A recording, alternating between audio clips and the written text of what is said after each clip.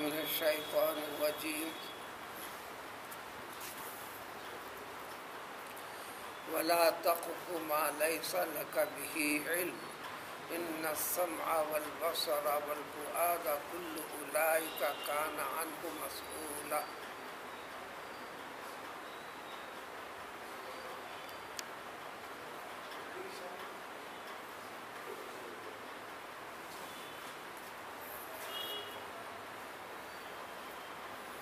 ایمان کا تعلق انسان کی زندگی کے ہر کام سے، ہر پہلو سے، زندگی کے ہر شعبے سے جڑا ہوا ہے، جس کی اصلاح کے طور پر اس سے جڑی ہوئی سابقہ آیتوں سے تفصیل چلی آ رہی ہے۔ اس کو زندگی کو باقی رکھنے کے لیے، جب تک اللہ کا منشا ہے تب تک باقی رکھنے کے لیے کاروبار سے لگے رہ جانے والی چیز میں بھی ہدایتیں، نصیحتیں دے دی گئیں۔ آپسی انسانی تعلقات، جس کے اندر ایک تعلق بعض حضرات کا یتیمی کی زندگی ان کو مل جاتی ہے، اس وقت یتیموں سے جڑے ہوئے افراد طرز زندگی کی کیفیات کو بتا دیا گیا۔ آپسی معاملات اور عہد، وعدے، ان تمام چیزوں میں وفا ہونا، پورا کرنا، خیانت نہ کرنا، پھر ایک انسان کا دوسرے انسان کا پورا احترام کرنا، کسی کو حق نہیں پہنچتا، چاہے نفرت کتنی بھی بڑھے، چاہے جھگڑا کتنا بھی بڑھے، کسی کی جان لینے کا یا کسی کو اپنی زندگی کے خوشحالی کے لیے کسی کو مار دینے کا، چاہے اولاد کی شکل میں ہو، کسی اور شکل میں ہو۔ سارے تفصیلات کے بعد اسی ایک کا سلسلہ آگے بڑھتے ہوئے آج کے اس میں ایک ہے جو یہ عام طور پر انسان میں خرابی ہے، اس کی وضاحت قرآن کئی طریقے سے کرتا ہے۔ آگے چلنے کے بعد سورہ حجرات میں وضاحت کے ساتھ ہے وَلَا تَجَسَّسُوا وَلَا يَغْتَبْ بَعْضُكُمْ بَعْضًا۔ تجسس، ٹوہ میں، کسی کی کھوج میں، اس کے برائیوں کو تلاش کرنے میں ہرگز یہ کام نہیں کرنا، اور جو چیز اس کی حقیقت ہے جب تمہارے علم میں آئی ہے تو وہیں تک رکھو۔ وہ کیفیت کسی اور کے سامنے بیان کر کر اس کو بدنام کرنا، درجے کو گرانا، دوسروں کے دلوں میں نفرت پیدا کرنا، اس کی بھی اجازت نہیں ہے۔ اس جیسے مفہوم کو آج کی آیت میں دیکھو، جس چیز کا تمہیں پکا قطعی علم نہیں ہے، مثلا کسی نے کہہ دیا، آپ نے سن لیا،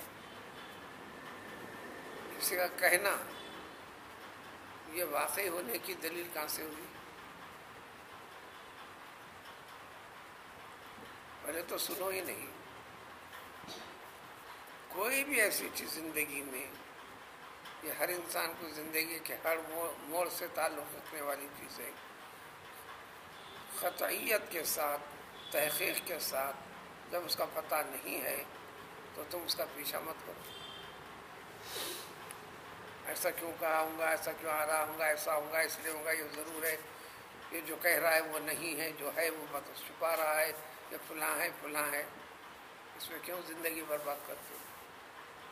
تمہاری زندگی کی بے برکتی ہوگی، تمہارے اس مزاج سے لوگ تمہارے اپنے دوری اختیار کریں گے، اللہ تعالیٰ کی ناراضگی ہوگی۔ ہر ایسے عمل سے دنیا کی زندگی جو کہ چلانے والا وہی ہے جس نے تم کو پیدا کیا اور باقی رکھا ہے، تو وہ اپنی رحمت کے دروازے آپ سے بند کر دے گا،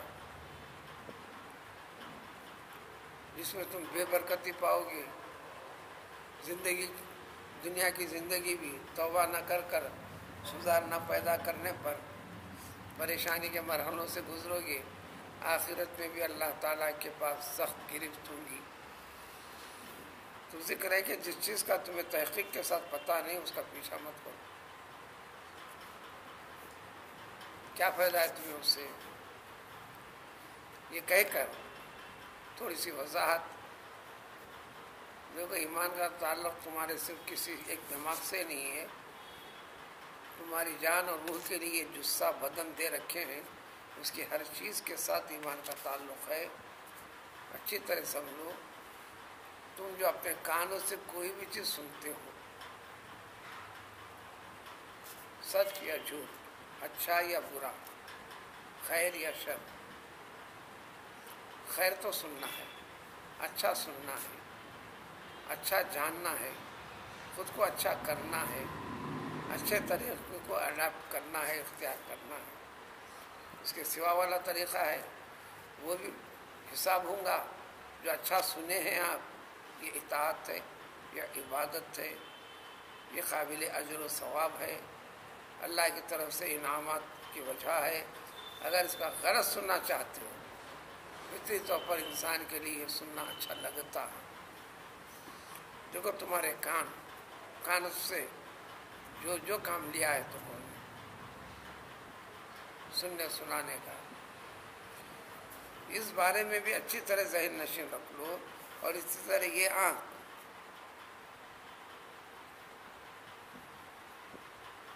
کمالات قدرت کو دیکھنے کے لیے،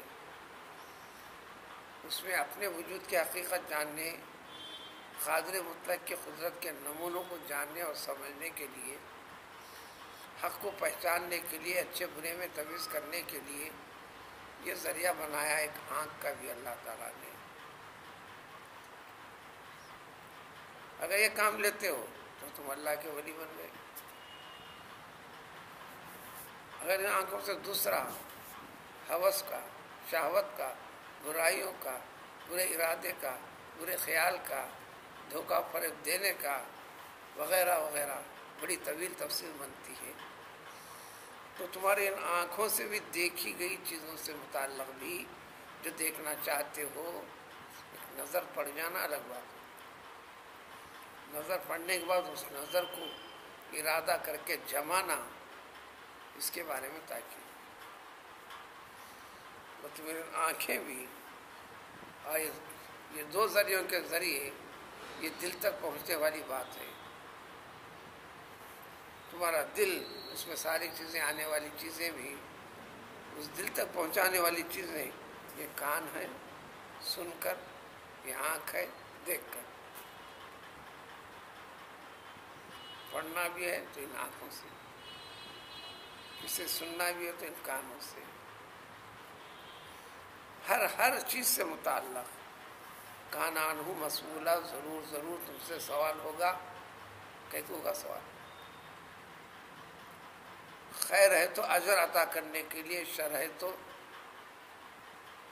اس شر کی سزا کے لیے۔ یہ سارے احکام مسلمان کے لیے اپنے اسلامیت کو، مسلمانی کو کیسے مضبوط، مستحکم، پختہ کرنا ہے، ایمان کی حفاظت کرنا ہے۔ دوسری،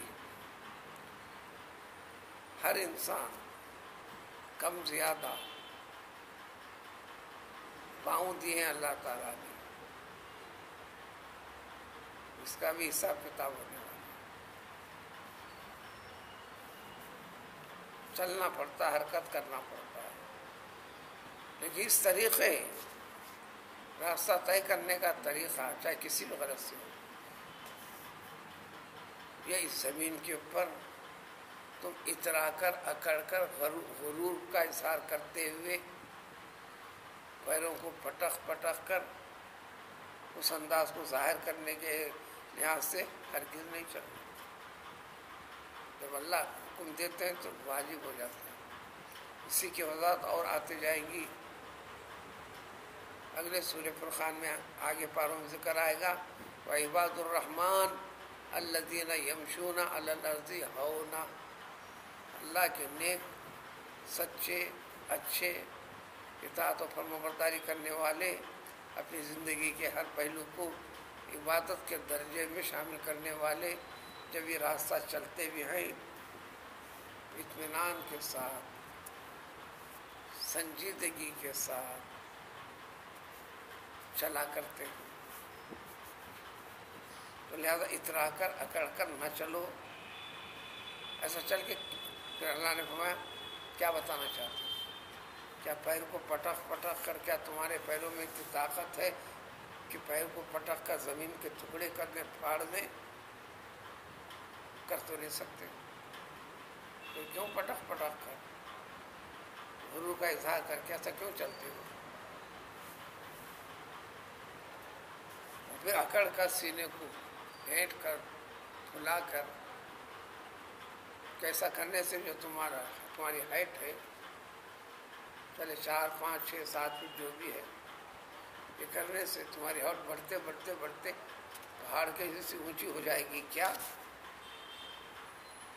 اگر ایسے ہوتے تو روزانہ ایڈورٹائزمنٹ وہی آتے تھے، خط کو لمبا کرنا ہے تو سینے کو پھلا کر اکڑ کر چلا کیجیے، آپ کا خط لمبا ہو جائے گا۔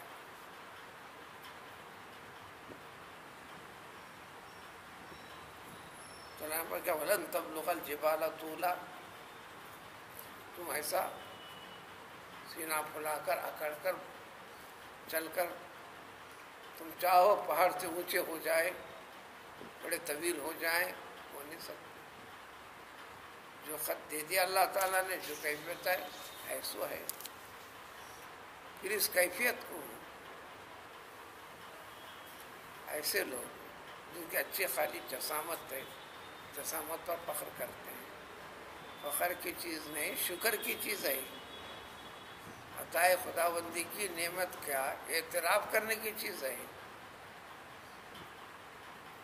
اعتراف کرتے ہوئے وہ خوبی جو تم میں، جو کسی اور انسان دوسرے آپ کے مقابلے میں دوسرے انسان میں نہیں ہے، اس کو اخیر جتانے کے لیے نہیں۔ لوگوں نے انسانوں کو سمجھانے کے لیے قدیم سے جانوروں اور حیوانوں کو مثالوں میں پیش کیا۔ دراصل سمجھانا ہے انسان کو، جتنے قصے کہانیاں ہیں یہ انسان کی تربیت کے لیے تھی۔ دیکھو ایک شیر تھا، ایک فلاں تھا، ایک راجا تھا، ایک رانی تھی، فلاں تھی، ایک سبق دینے کے لیے۔ اسی طرح اس پہلو میں بھی سبق دینے کے لیے، اگرچہ کہ لطیفے کی شکل میں ہے، اونٹ سے ملاقات ہوگی چونٹی کی، اونٹ کے بھاری بھرکم جسم کو دیکھ کر چونٹی نے اس سے دریافت کیا، ہاتھی میاں آپ کی عمر کیا ہے؟ اس نے کہا 2 سال کی، 2 سال کا بڑا۔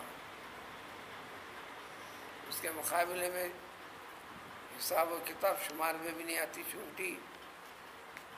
یہ جواب سن کر اس نے جواب دیا،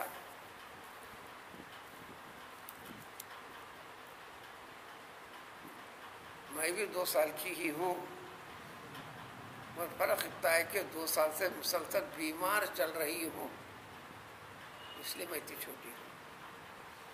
تم کو بیماری نہیں آئی اس لیے تم لمبے ہو گئے۔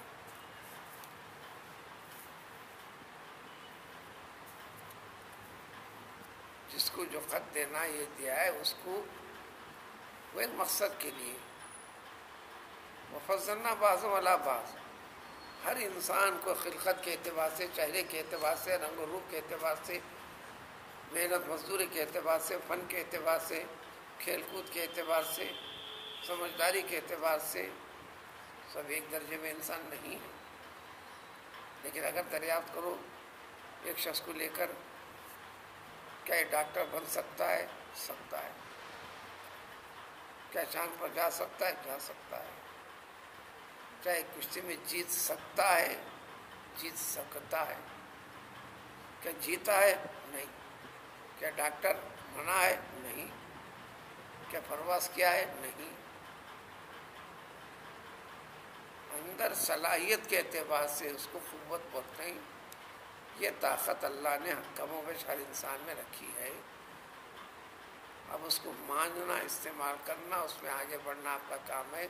کرنے کے بعد زندگی کا جو موڈ اختیار کر لیا، مثلا ایک کام سے جڑ گئے، کاروبار سے جڑ گئے، محنت مزدور سے جڑ گئے، غلامی سے جڑ گئے یا حکمرانی سے جڑ گئے، اچھے کام سے جڑ گئے، برے کام سے جڑ گئے،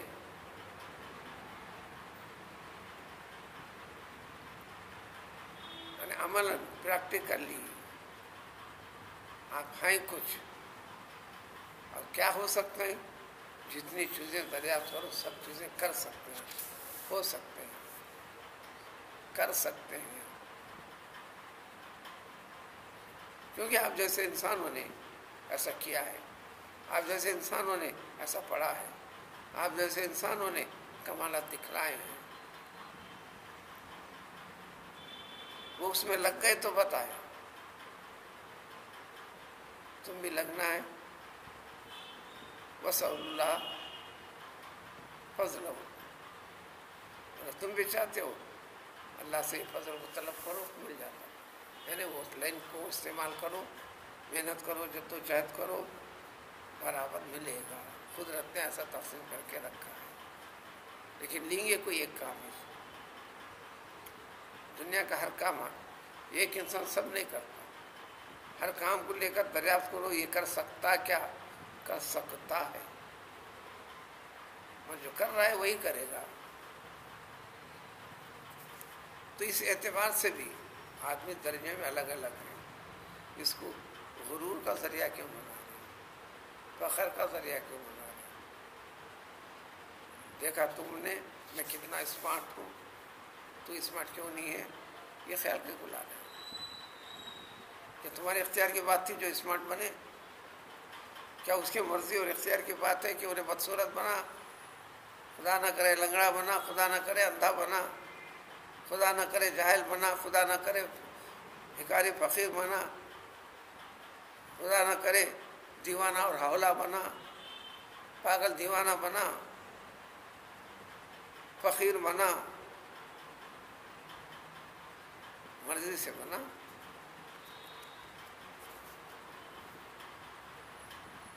اور سب کچھ ہونے کے باوجود سب اللہ کی مہربانی، اللہ نے زندہ رکھا جو اللہ کی مہربانی ہے۔